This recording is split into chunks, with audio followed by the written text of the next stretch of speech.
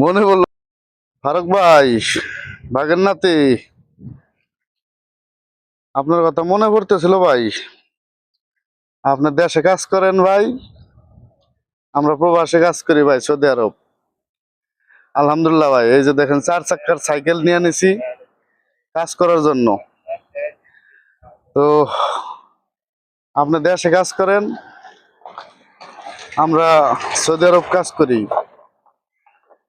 তো আলহামদুলিল্লাহ ভাই, দোয়া রইলো আপনিও ভালো থাকেন, আমাদের জন্য দোয়া করেন, আমরাও যেন আল্লাহ শরীর স্বাস্থ্য ভালো রাখে, আমরাও যেন কাজ করে সামনের দিকে আগাইতে পারি।